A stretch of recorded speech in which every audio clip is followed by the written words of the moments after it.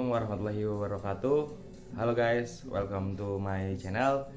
Perkenalkan, nama saya Sahal Sabili. Saya dari kelas 2P Manajemen yang ber-NPM 12102020659. Saya dari Fakultas Ekonomi dan Bisnis Universitas Swadaya Gunung Jati. Di video ini saya membuat video pembelajaran tentang human capital. Tanpa berlama-lama, kita langsung aja ke video penjelasan. Silakan dipahami dan semoga bermanfaat. Oke, langsung aja. Ini ada human capital atau modal manusia. Arti dan penting human capital tuh apa aja sih? Yaitu istilah human capital pertama dikemukakan oleh seorang ekonomi bernama Theodore Schultz yang berpendapat bahwa peningkatan kesejahteraan pada perusahaan tidak tergantung pada tanah, peralatan, energi, sumber daya, melainkan pada kompetensi pengetahuan dari pegawainya. Kemudian, ia mendeskripsikan posisi human capital sebagai kemampuan sumber daya manusia yang diperoleh melalui investasi pada sumber daya manusia, yang mendeskripsikan bahwa human capital terdiri dari 4 hal, yaitu yang pertama ada kemampuan, yang kedua ada perilaku, yang ketiga ada usaha, yang keempat waktu, dan semuanya itu dimiliki oleh dikendalikan sepenuhnya oleh pegawai. Untuk mendeskripsikan human capital sebagai kombinasi dan keempat faktor tersebut sebagai berikut. Yang pertama ada karakteristik yang sifat dibawa pada pekerjaan. Misal inteligensi, energi, sikap positif, keandalan, komitmen. Lalu yang kedua ada kemampuan seseorang untuk belajar, yaitu kecerdasan, imajinasi, kreativitas, bakat. Dan yang terakhir yang ketiga ada motivasi untuk berbagi informasi dan pengetahuan, yang semangat tim dan orientasi tujuan. Selanjutnya ada peran human capital sebagai kunci keunggulan organisasi. Kunci keunggulan organisasi terdiri dari 3 kelompok utama dari aset perusahaan, yaitu yang pertama ada aset finansial, misalnya uang tunai dan surat berharga. Aset disebut financial capital.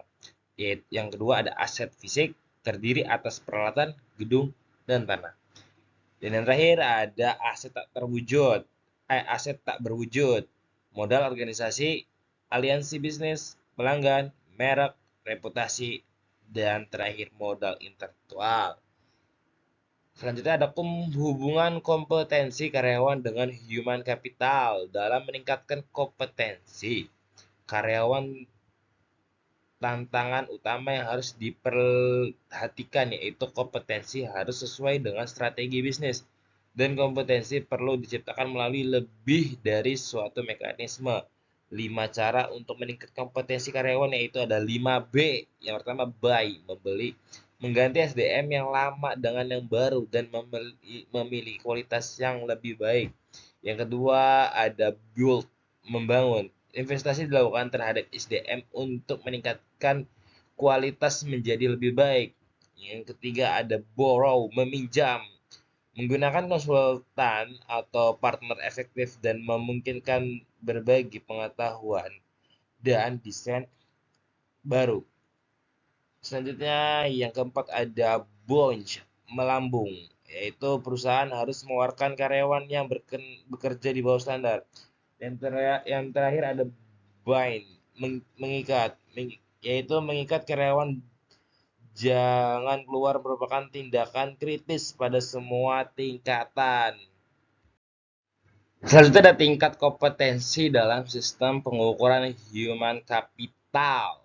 Yang pertama ada activity level, yaitu pengukuran aktivitas rutin SDM seperti rekrutmen, pemberhentian, promosi, dan lain-lain untuk syarat laporan internal.